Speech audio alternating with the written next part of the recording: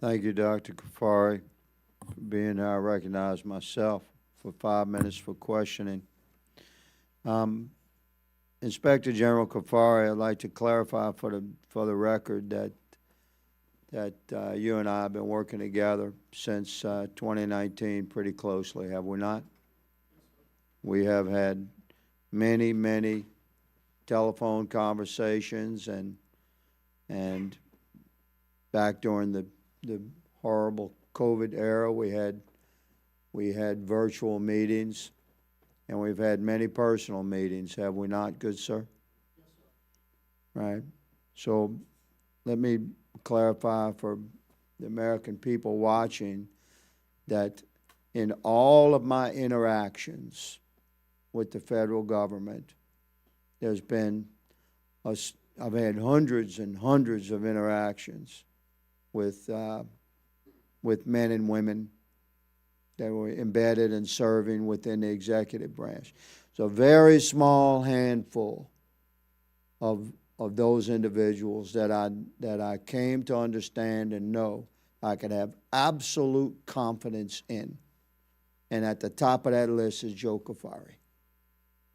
He was always accessible and honest and candid, yet careful to protect the integrity of his office, because through the years I asked him some very challenging questions, and Joe Cuffari was squared away.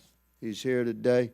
No doubt he's going to face some kind of fire, but I'm telling America, and Americans can tell when a man's telling them the truth.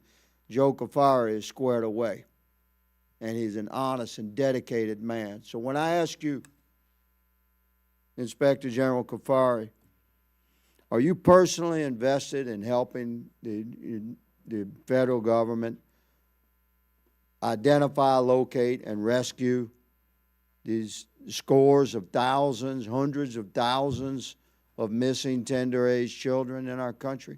I am, both as an adult father as well as a grandfather. And will you share with the committee what that progress looks like regarding, say, the 200,000 young teenagers that have been identified, and how the 50,000 of those were chosen to go after? And will you take us, explain that process to us? Chairman, from what we received in a briefing from ICE, they have formed a team of ICE agents, HSI, Homeland Security investigators, plus pardon me, but that team is under the Trump administration? Yes, sir. It was okay, continue, please. It was formed in February of this year. Thank you. 25, by Secretary Noem. She designated this unit to go out and identify, locate, and provide health and welfare checks on unaccompanied alien children who had been transferred from DHS custody to HHS. So a necessary component of that was for ICE and HHS to work together, which we understand they are.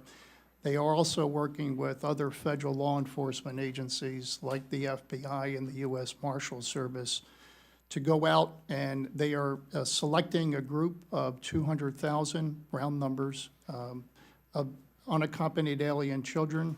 They have gone to around 50,000 homes. And how was that subset, with 50,000 doors knocked on, identified, knocked on? How was that 50,000 subset targeted out of the 200,000 initial selection? Those were identified by HHS as households where a sponsor had 2 or more unaccompanied alien children designated to that address. So listen to that, America. They identified easily 200,000 kids that were at risk, had disappeared into the system. Of those under the Trump administration, they've identified 50,000. Why? Because the 50,000 had multiple sponsors, had multiple kids coming to the same address. So out of those 50,000, what happened, Joe? They were able to, from what we understand, they were able to identify and physically locate 12,000 unaccompanied alien children. And how many sponsors were arrested? The number that we were given is about 400. About 400. You see where this is going, America? Mr. Cuffari, thank you for your testimony. Unfortunately, my time has expired.